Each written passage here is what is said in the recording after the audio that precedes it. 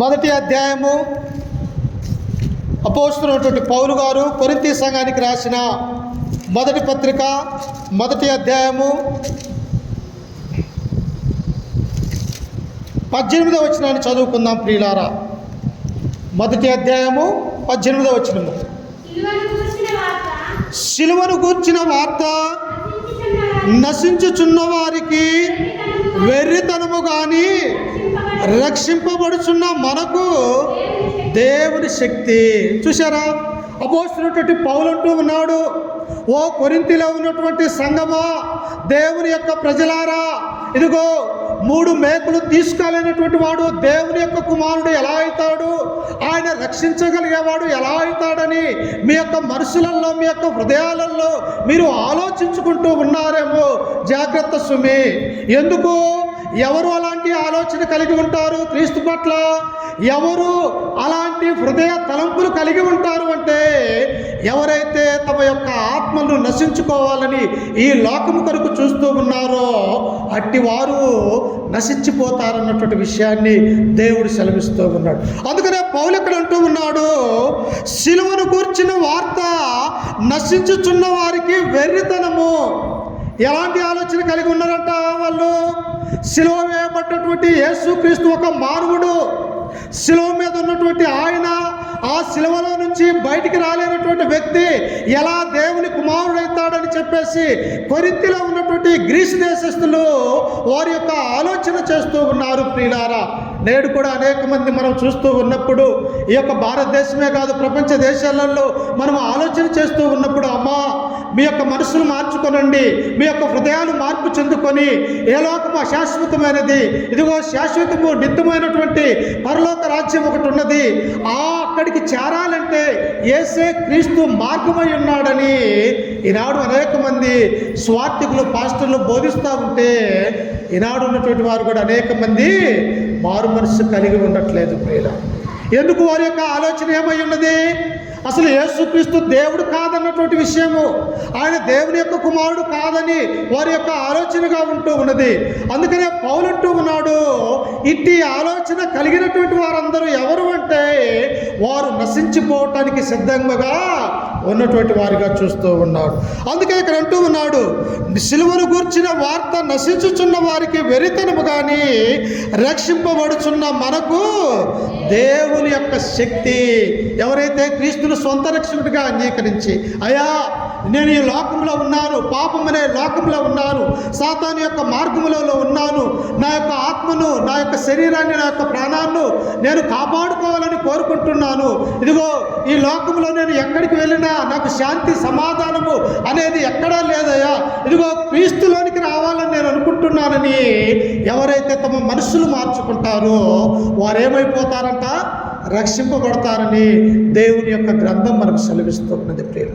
అందుకనే దేవుడు అంటాడు, యేసుక్రీస్తు వారి యొక్క లోకంలో ఉన్నప్పుడు, మార్కు సువార్త 16వ అధ్యాయం 16వ వచనంలో మనము చదువుకుంటూ ఉన్నప్పుడు, ప్రభు అయినటువంటి యేసుక్రీస్తు అక్కడ ఉన్నటువంటి యూదులతో ఆయన మాట్లాడినటువంటి సందర్భాన్ని మనం జ్ఞాపకం చేసుకుందాం. చూడండి ఒకసారి, మార్కు సువార్త 16వ అధ్యాయం 16వ వచనాన్ని చదువుకుంటే,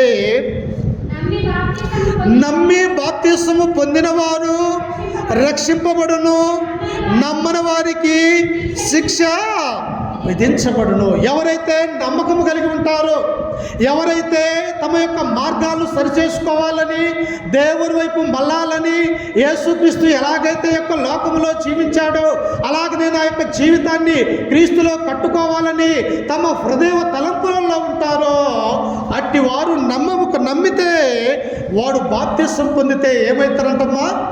రక్షింపబడతారు ప్రియుల. ఈ లోకంలో రక్షణ అనేది లేదు. ఈ లోకంలో పాపం అనే లోకంలో సాతాను ఉన్నాడు కనుక వాని ద్వారా మనకు ఎటువంటి ప్రయోజనం లేదు. కానీ ఆయన దేవుని యొక్క కుమారుడైనటువంటి క్రీస్తు ఎడల మనము నమ్మకం ఉంచినట్టయితే మనము రక్షింపబడతామన్నటువంటి విషయాన్ని ఇక్కడ మనము చూస్తూ ఉన్నాం. అందుకనే ఆయన ఏమంటాడు?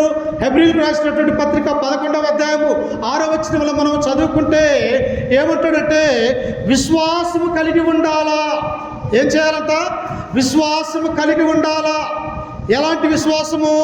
అందుకని అక్కడ అంటూ ఉన్నాడు, నమ్మి బాప్తిస్మము పొందినవాడు రక్షింపబడును, నమ్మని వానికి శిక్ష విధింపబడును. ఎవరైతే క్రీస్తు యొద్దకు రారో, ఎవరైతే దేవుని యొక్క సంఘములో సభ్యులు కారో, ఎవరైతే ఇంకా దేవునికి దూరమైపోయి ఉన్నారో అట్టి వారికి రేపు రెండవ రాకడ సమయంలో దేవుడు ఏం చేస్తాడంటే ప్రియులారా, ఆ యొక్క గొప్ప శిక్ష ఉన్నది అని ఈ గ్రంథం మనకు సెలవిస్తూ ఉన్నది. అందుకనే సిలువను గుర్చినటువంటి వార్త నశించుతున్న వారికి ఎలా ఉన్నదంట? వెర్రితనముగా ఉన్నది ప్రియులారా. అందుకని ఇంకా మనం పరిశుద్ధ గ్రంథంలో నుంచి మనం చూస్తూ ఉన్నట్టయితే ప్రియులారా, ఆ శిలువ మరణాన్ని ఎందుకు దేవుడు కోరుకున్నాడు, ఎందుకు ఆయన శిలువ మీద ఆయన మరణించాలని దేవుని యొక్క సంకల్పం అయి ఉన్నది అంటే, నేను ఆ పాపములన్నీ కూడా తీసివేయటానికి ఆయన యొక్క రక్తము చిందించవలసినటువంటి అవసరత ఏర్పడినట్టుగా మనం చూస్తూ ఉన్నాం. అంత మాత్రమే కాదు, ఈ భూలోకంలో ఉన్నటువంటి మానవాళి కూడా ఆనందంతో సంతోషంతో దేవుని యొక్క బిడలుగా ఈ లోకంలో జీవించాలని ఆయన శిలువ మరణాన్ని పొందుకున్నట్టుగా మనం చూస్తూ ఉన్నాం. ఎందుకు ఇంతగా ఆయన వేదన చెందుతూ బాధపడుతూ కన్నీరు కారుస్తూ కూడా మన కొరకు తన యొక్క ప్రాణాన్ని పెట్టినాడంటే ప్రియులారా, మనల్ని అందరినీ కూడా దేవుడు ప్రేమిస్తున్నట్టుగా మనం చూస్తూ ఉన్నాం. ప్రేమ లేకపోతే ఆయన ప్రాణాన్ని అర్పించేవాడు మనకి, మన మీద ఆయనకి ఎంతటి ప్రేమ ఉన్నదో మనము గమనించినట్టయితే ఒకసారి చూడండి, యోహాను సువార్త 3వ అధ్యాయము 16వ వచనాన్ని మనం చదువుకుందాం. చూడండి, మానవులంటే ఈ లోకంలో ఉన్నటువంటి ప్రజలంటే దేవునికి ఎంత ప్రేమో ఇక్కడ మనము గమనించవచ్చు ప్రియులారా. యోహాను సువార్త 3వ అధ్యాయం 16వ వచనాన్ని చదువుకుందాం. దేవుడు లోకమును ఎంతో ప్రేమించెను. చూడండి, ఇక్కడ అంటూ ఉన్నాడు, యేసుక్రీస్తే స్వయంగా మాట్లాడుతూ ఉన్నాడు. దేవుడు లోకమును ఎంతో ప్రేమించెను కాగా ఆయన తన అద్వితీయ కుమారుడిగా పుట్టిన వానియందు విశ్వాసముంచు ప్రతివాడును నశింపక నిత్య జీవము పొందునట్లు ఆయనను అనుగ్రహించెను. చూశారా, దేవుడు లోకాన్ని ఎంతో ప్రేమించబట్టే ఒక్కగానొక్క కుమారుడైనటువంటి పరలోక రాజ్యంలో నిత్యుడు పరిశుద్ధుడు పరిశుద్ధుడు అని కొలవబడి ఆరాధించబడినటువంటి ఆ తండ్రి అయినటువంటి దేవుని యొక్క కుమారుడైన క్రీస్తు ఈ లోకానికి పంపించాడు ప్రియులారా. ఇదిగో అక్కడ మరి అనేక మంది ఈనాడు ఉన్నటువంటి మనము ఆయన ఎడల ఎలా ఉన్నామన్నటువంటి విషయాన్ని ఆలోచన చేయాలి. అందుకే ఇక్కడ దేవుడు అంటూ ఉన్నాడు, దేవుడు లోకమును ఎంతో ప్రేమించెను.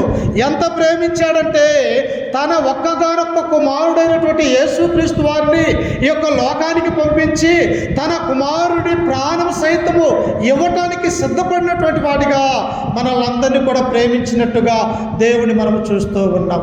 ఆనాడు ఉన్నటువంటి శిలువ మీద ఆయన అనేకమైనటువంటి శ్రమలు అనిపిస్తూ ఉన్నారు. 3 మేకులు కాళ్ళ మీద, చేతులలో మేకులు, ఈ తల మీద చూస్తూ ఉన్నప్పుడు ముళ్ళ కిరీటము, అయా నాకు దప్పికైతున్నది నీళ్ళు ఏమన్నప్పుడు అక్కడ ఉన్నటువంటి యూదులు, అక్కడ ఉన్నటువంటి అన్యులు ఏం చేశారంటే అక్కడ త్రాగి ఆయన జీవిస్తాడేమో అని చెప్పి త్రాగటానికి చేదైనటువంటి విషం కలిగినటువంటి ఒక చిరకని దేవుడికి తాపారు ప్రియులు.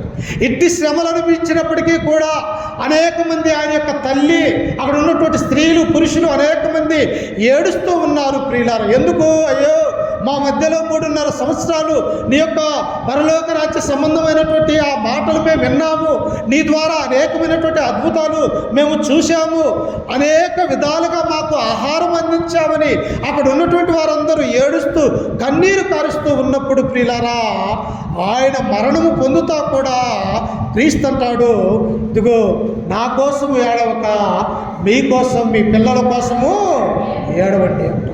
చూశారా, మనమైతే అయ్యా ఇట్టి శ్రమను ఇట్టి బాధను మేము అనుభవించలేము, ఈ శిలువ మరణాన్ని మాకు దూరపరచాయని మనమైతే తండ్రిని వేడుకునే వాళ్ళమే. కానీ ఆయన మరణించుతూ కూడా శ్రమ పడుతూ తన యొక్క రక్తము శిలువలో కార్చుతూ కూడా అమ్మా మీకోసము మీ పిల్లల కోసం మీరు ఏడుగుడి అంటూ ఉన్నాడు ప్రియులు.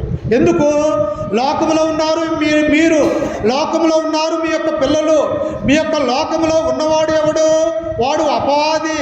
మీ యొక్క తండ్రి అయినటువంటి జనకుడు ఆడు అపవాదిగా ఉన్నాడు. మిమ్మల్ని తప్పుదో పట్టించడానికి అవకాశం ఉన్నది కనుక మీరు తండ్రిని వేడుకోవాలి అని చెప్పేసి శిలువ మీద నుంచి క్రీస్తు మనకు చెప్పినటువంటి వారిగా మనము చూస్తూ ఉన్నాం. అందుకనే ప్రియులారా, దేవుడు ఏం చేస్తూ ఉంటాడంటే లోకమును ఎంతో ప్రేమించినటువంటి వాడిగా మనం చూస్తూ ఉన్నాం. అందుకనే ఈ శిలువ మరణం ద్వారా మనం అందరము కూడా నేర్చుకోవాలని, ఆయన గురించి తెలుసుకోవాలని, దేవుడు నన్ను ఎంతగానో ప్రేమిస్తూ ఉన్నాడని మనం విశ్వాసము కలిగి నమ్మకము కలిగి క్రీస్తు వైపు చూడాలన్నది దేవుని యొక్క సంకల్పం అయి ఉంటూ ఉన్నది ప్రియులారా. అందుకనే ఇంకా మనం చూసినట్టయితే ఒకసారి చూడండి, రోమీలకు రాసినటువంటి పత్రిక 5వ అధ్యాయము 5వ వచనాన్ని చదువుకుందాం. రోమీలకు రాసినటువంటి పత్రిక 5వ అధ్యాయం 5వ వచనాన్ని చదువుకుందాం.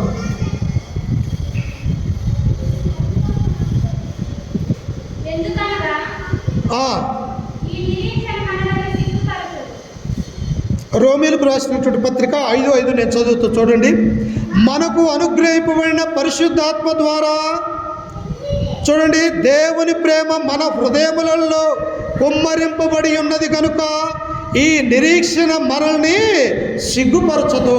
అపోస్తలుడైనటువంటి పౌలు అంటూ ఉన్నాడు, రోమాలో ఉన్నటువంటి సంఘమా, మీరు అన్యులైనప్పటికీ మేము యూదులైనప్పటికీ మనమందరము కూడా అన్నదమ్ములుగా అక్క చెల్లెలుగా దేవుని యొక్క సంఘములో ఉండి ఆయనను ఎందుకు ఆరాధించుతూ ఉన్నాము అంటే దేవుని యొక్క ప్రేమ మనందరిలో మన హృదయంలో ఉన్నదని అపోస్తలుడైనటువంటి పౌలు అంటూ ఉన్నాడు ప్రియులారా. అందుకే ఇంకా 6వ వచనం చదువుకుంటే, ఏలయనగా మనం ఇంకా బలహీనులమై ఉండగా క్రీస్తు యుక్త కాలమున భక్తిహీనుల కొరకు చనిపోయెను. ఎవరి కొరకు చనిపోయారు? మనం ఇంకా బలహీనులుగా ఉన్నాము.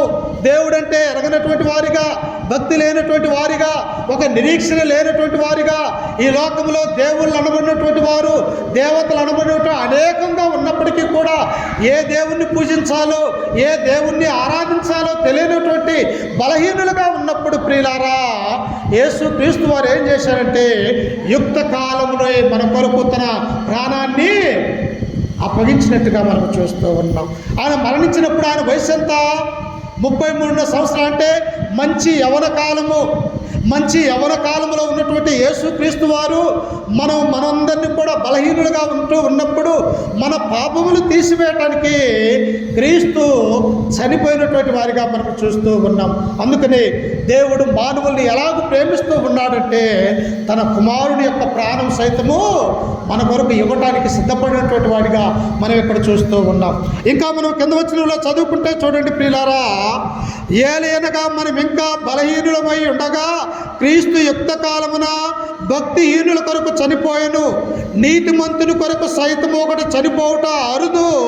మంచివాని కొరకు ఎవడైనా ఒకవేళ తెగింపవచ్చును. అయితే దేవుడు మన ఎడల తన ప్రేమను ఎల్లడిపరుస్తూ ఉన్నాడు. ఎవడన్నా నీతిమంతుని కొరకు, లేకపోతే మంచి రాజు కొరకు ఎవరన్నా ప్రజలు ఉన్నటువంటి వారు చనిపోతారయ్యా, రాజు నువ్వు బ్రతకాలా, నువ్వు బ్రతికితే అనేక మందిని నువ్వు రాజ్య పరిపాలన ద్వారా బ్రతికిస్తావు, నాలాంటి వాడు చనిపోయినా బాధ లేదని నీతిమంతుడికి ఒకవేళ ఆ యొక్క మరణించటం అరుదు. కానీ పాపుల కొరకు మరణించటం అనేది ఇది విచిత్రమైనటువంటి సంఘటన. ఈ లోకంలో ఉన్నటువంటి వారు ఏ ఒక్కడు కూడా నీతిమంతుడు కాదు అని గ్రంథం మనకు సెలవిస్తూ ఉంది. ఇట్టి అనీతిమంతుల కొరకు, పాపుల కొరకు, భక్తిహీనుల కొరకు నీతిమంతుడైనటువంటి క్రీస్తు ప్రభు వారు తన యుక్త కాలంలోనే ఆయన మరణించినటువంటి వాడిగా మనం చూస్తాం. అందుకని ఆయన అంటాడు చూడండి, దేవుడు మన ఎడల తన ప్రేమను వెల్లడిపరుస్తూ ఉన్నాడు.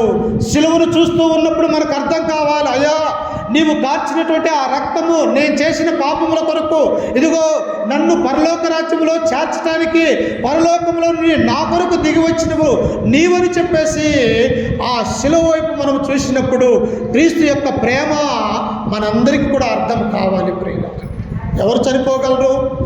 ఎవరు మన ప్రాణముల నిమిత్తము ప్రాణం పెట్టగలడు? యేసు క్రీస్తు మాత్రమే ప్రాణం పెట్టగలిగినటువంటి వాడని ఇక్కడ మనం చూస్తూ ఉన్నాం. అందుకనే దేవుడు ఏం చేస్తూ ఉన్నాడు సిలువలో అంటే తన ప్రేమను వెల్లడిపరుస్తూ ఉన్నాడు. అయ్యా మీరంటే నాకు ఎంత ప్రేమ, మిమ్మల్ని అందరినీ కూడా తండ్రి యొద్దకు చేర్చాలని, తండ్రితో పాటు తండ్రి యొక్క సింహాసనాన్ని, ఆ పరలోక రాజ్యాన్ని, ఆ నిత్య రాజ్యాన్ని నాతో పాటు మీరందరూ కూడా స్వతంత్రించుకోవాలని ఆ యేసుక్రీస్తు వారు ఈ లోకం మీద తన యొక్క ప్రేమను వెల్లడిపరుస్తున్నటువంటి వారిగా మనము చూస్తూ ఉన్నాం. అందుకే చూడండి, కింద వచనంలో చదువుకుంటే, ఎట్లనగా మనం ఇంకా పాపులమై ఉండగానే క్రీస్తు మన కొరకు చనిపోయాడు. ప్రియులు, మనం ఇంకా పాపులుగానే దేవునికి దూరస్తులుగా ఉన్నాం.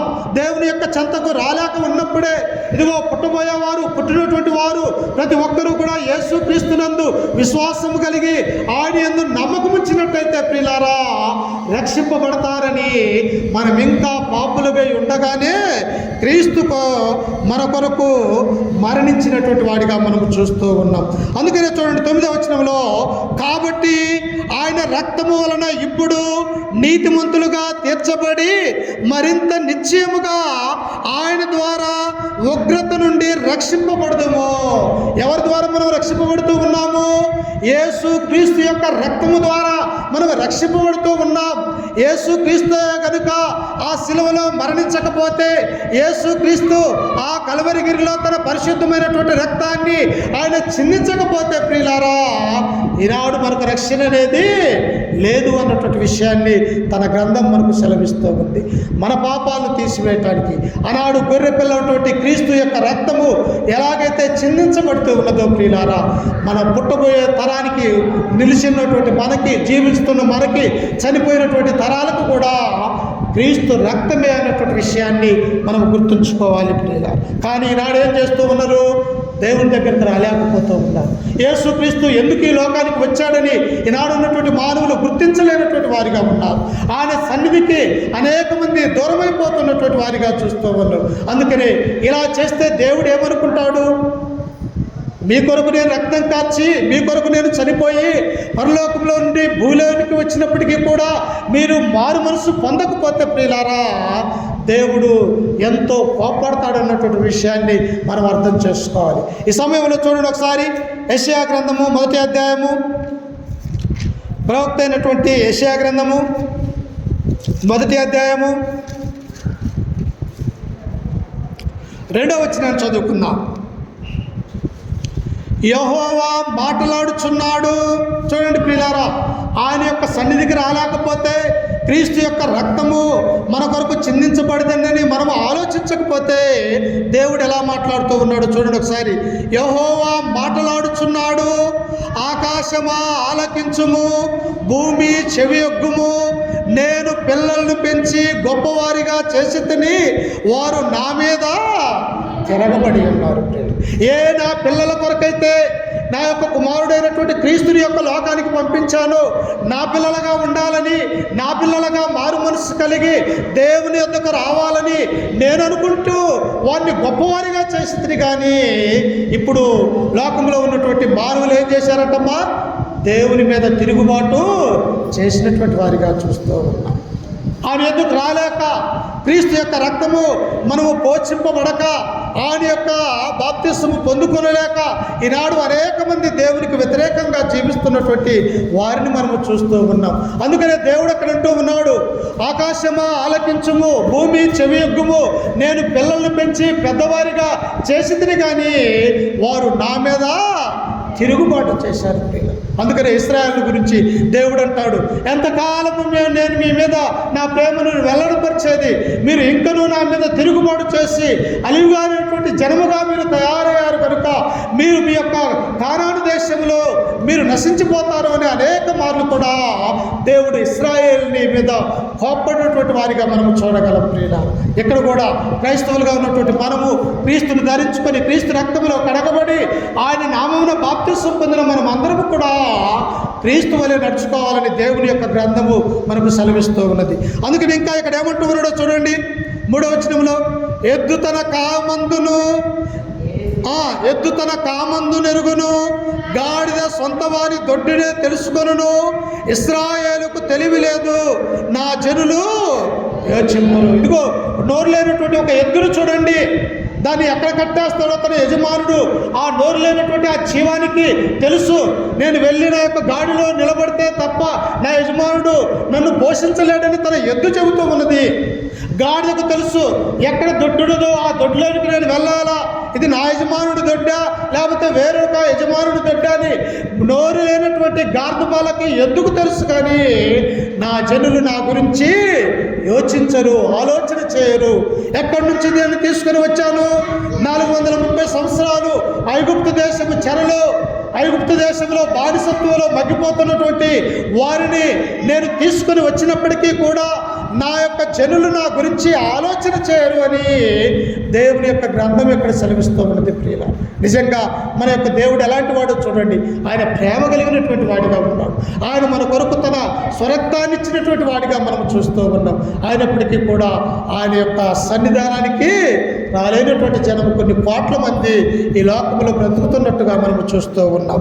ఇంకా మనం చదువుకున్నట్టయితే చూడండి, అక్కడ అంటాడు, పాపిష్టి జనమా, దోషభరితమైన ప్రజలారా, దుష్ట సంతానమా, చెరుపు చేయి పిల్లలారా, మీకు శ్రమ. ఎవరికి శ్రమ అంట? దేవుని దగ్గరికి రాలేనటువంటి వారికి, దేవుని యొక్క వాక్యము విననటువంటి వారికి, అసలు దేవుడు అంటే తెలియనటువంటి వారికి ఆయన అంటూ ఉన్నాడు, దోషభరితమైన ప్రజలారా, దుష్ట సంతానమా, చెరుపు చేయి పిల్లలారా, మీకు శ్రమ.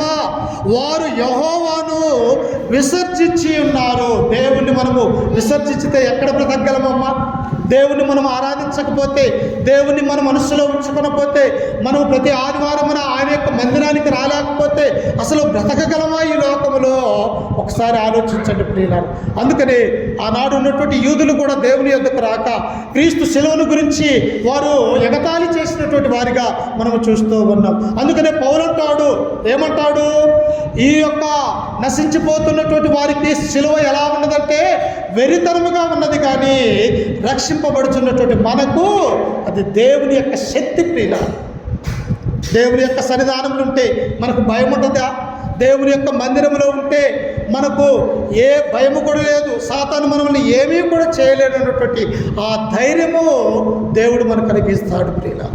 అందుకని దేవుడు శిలువపై తన ప్రేమను వెల్లడిపరుస్తున్నటువంటి వాడిగా మనం చూస్తూ ఉన్నాం. మన పాపల నిమిత్తమై యేసుక్రీస్తు వారు తన యొక్క రక్తాన్ని ఒక బలిగా అర్పించినటువంటి వారిగా మనం చూస్తాం ప్రియులారా. అందుకనే చూడండి, యెషయా గ్రంథము 53వ అధ్యాయము ఒకసారి చూడండి. యెషయా గ్రంథము 53వ అధ్యాయము 5 నుంచి మనం చదువుకుందాం. 53:5. మన అతిక్రమ క్రియలను బట్టి అతడు గాయపరచబడును. కలువరిగిరిలో ఆయన గాయాలు ఎలా ఉన్నాయంటే ప్రియులారా, అతి శ్రేష్టమైన సుందరుడైనటువంటి యేసు క్రీస్తు వారి ముఖము, ఆయన యొక్క శరీరం ఎలా ఉన్నదంటే ప్రియులారా, ఎక్కడ చూసినా కూడా కొరడాయ తెప్పలు, ఎక్కడ చూసినా కూడా తన యొక్క చర్మం మీద గాయాల తెప్పలు పడ్డట్టుగా మనం చూస్తూ ఉన్నాం. అందుకని ఇక్కడ దేవుడు అంటూ ఉన్నాడు, ఆయన ఏమంటూ ఉన్నాడు?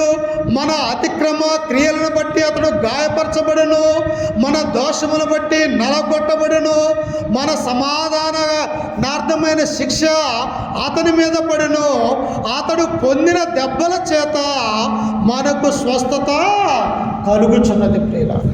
ఆయన ఆ దెబ్బలు పొందకపోతే, శిలువ మరణములో తన యొక్క ప్రాణాన్ని విడవకపోతే మనకు అసలు రక్షణ అనేదే లేదు అన్నటువంటి విషయాన్ని మనం చూస్తూ ఉంటాం. అందుకని శిలువను గురించినటువంటి వార్త నశించుచున్న వారికి వెరితనము, కానీ రక్షింపబడుచున్న మనకు అది దేవుని యొక్క శక్తి ప్రియులారా. ఇక్కడ యెషయా అంటూ ఉన్నాడు, మన అతిక్రమము చేయబట్టి, దేవుని యొక్క ఆజ్ఞలను అతిక్రమించబట్టి.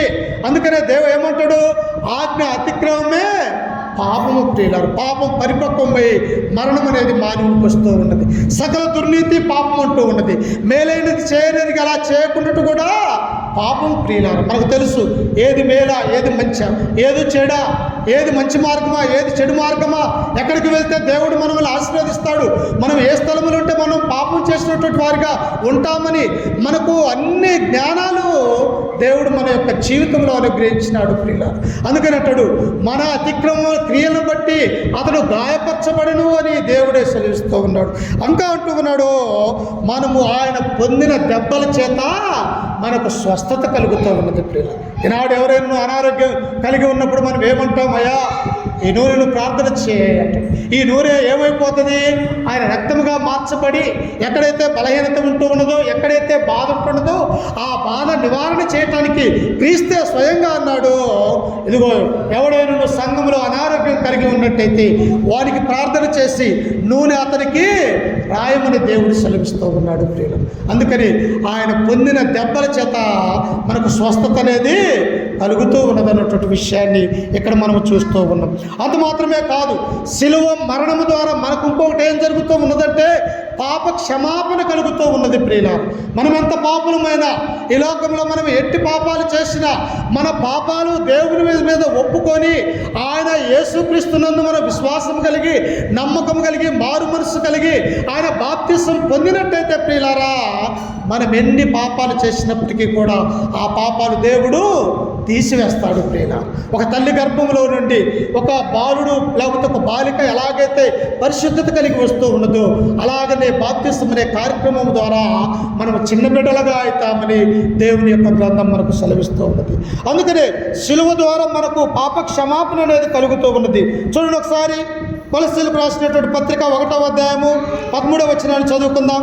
ముగిస్తాను తొందరగానే. అపోస్తలుడైనటువంటి పౌలు గారు కొలస్సీ సంఘానికి రాసిన పత్రిక 1వ అధ్యాయం 13వ వచనాన్ని చదువుకుందాం. ఆయన మనలను అంధకార సంబంధమైన అధికారములో నుండి విడుదల చేసి తాను ప్రేమించిన తన కుమారుని రాజ్య నివాసునిగా చేసిన. దేవుని దగ్గరకు రాతలకు మన యొక్క జీవితం ఎలాంటిది? పాపమైనటువంటి జీవితం, అంధకారమైనటువంటి చీకటి గల జీవితం ప్రియులారా.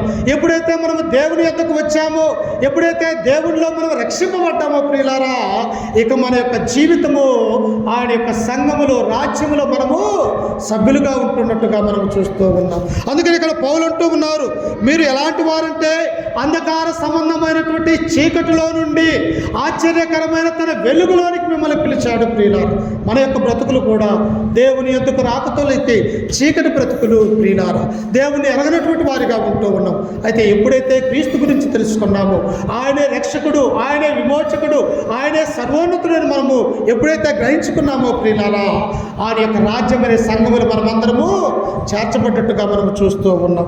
అందుకని శిలువ మరణము ద్వారా మనకి ఏం కలుగుతూ ఉన్నదంటే పాప క్షమాపణ అనేది కలుగుతూ ఉన్నది ప్రియులారా. చూడండి 14, ఆ కుమారుని యందు మనకు విమోచనము అనగా పాప క్షమాపణ కలుగుచూ ఉన్నది. ఎప్పుడైతే క్రీస్తు యొద్దకు వస్తామో, క్రీస్తు రక్తంలో కడగబడతామో, మనం చేసినటువంటి ఆ పాపాలన్నీ కూడా దేవుడు క్షమించి వేసినట్టుగా మనం చూస్తూ ఉన్నాం ప్రియులారా. నీ నా జీవితంలో యేసుక్రీస్తు శిలువ మరణాన్ని మనము ఎవరిమైనా కూడా శిలువకెళ్ళి చూడాలా, ఆ శిలువలో ఉన్నటువంటి క్రీస్తు వైపు చూడాలా. ఎందుకు నా కొరకు ఆయన శిలువ వెక్కాడు, ఆయన ఎందుకు శిలువలో మరణించాడు, ఆయన ఎందుకు ఆ రక్తము కార్చాడు అని మనము ఆలోచించి మనం ఎల్లప్పుడూ కూడా క్రీస్తు యొక్క శిలువ చెంతలో ఉండాలని దేవుడు కోరుకుంటూ ఉన్నాడు. అందుకనే ప్రియులారా, మనం ఇక్కడ నేర్చుకున్నటువంటి పాఠం ఏమిటంటే శిలువను గూర్చినటువంటి వార్త నశించుచున్న వారికి వెర్రితనం ప్రియులారా. ఎవరైతే నశించిపోతూ ఉన్నారు, ఎవరైతే దేవుని యొద్దకు రాలేకపోతూ ఉన్నారు, వారందరూ కూడా నశించిపోతున్నట్టుగా మనం చూస్తాం. అందుకని లూకా సువార్త 19వ అధ్యాయం 10వ వచనంలో దేవుడు ఏమన్నాడు? నశించిన దానిని వెదకి రక్షించుటకు మనిషి కుమారుడు ఈ లోకములోనికి వచ్చాడు ప్రియులారా.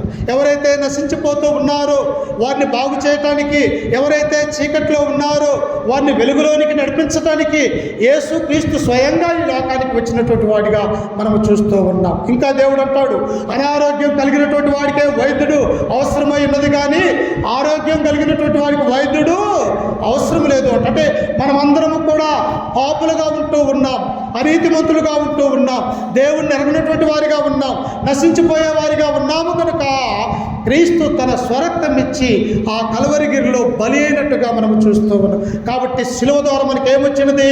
పాప క్షమాపణ అనేది కలుగుతూ ఉన్నది ప్రియులారా. అపోస్తలుడైనటువంటి పేతురు కూడా అంటాడు, ఇదిగో మీరు మారు మనస్సు పొంది పాప క్షమాపణ నిమిత్తము ప్రతివాడు యేసుక్రీస్తు నామమున బాప్తిసం పొందుడి, అప్పుడు మీకు పరలోక రాజ్యం అనేది దేవుడు ఇస్తాడు అంటూ ఉన్నాడు. అంత మాత్రమే కాదు, యేసుక్రీస్తుంటాడు, నేనే మార్గమును, నేనే సత్యము, నేనే జీవమునై ఉన్నాను తప్ప నా ద్వారా తండ్రి యొద్దకు ఏ మానవుడు చేరడు అంటూ ఉన్నాడు. కాబట్టి జీవమైనటువంటి యేసుక్రీస్తును, మనకు మార్గమైనటువంటి యేసుక్రీస్తునందు మనం ఎల్లప్పుడూ కూడా దేవుని యందు భయము, భక్తి, విశ్వాసం కలిగి ఉండాలని ఈ వాక్యం ద్వారా మిమ్మల్ని హెచ్చరిస్తూ, ఈ మాటలు నేను కూడా హెచ్చరిక చేసుకుంటూ, ఓపికతో మీ అందరికీ మన రక్షకుడు ప్రభు అయిన యేసుక్రీస్తు నామమున వందనాలు తెలియజేస్తూ ఈ వాక్యాన్ని నేను ముగించుకుంటూ ఉన్నాను. ప్రియగారు, చిన్న ప్రార్థన చేసుకుని ఆ తదుపరి ఆరాధనలోనికి మనం వెళ్దాము. ప్రార్థన. సకల ఆశీర్వాదకు కారణాభూతుడైన మా ప్రియ పరలోకపు తండ్రి, నీ ఘనమైన అత్యున్నతమైన నామానికి వందనాలు, స్తుతి స్తోత్రములు తండ్రి.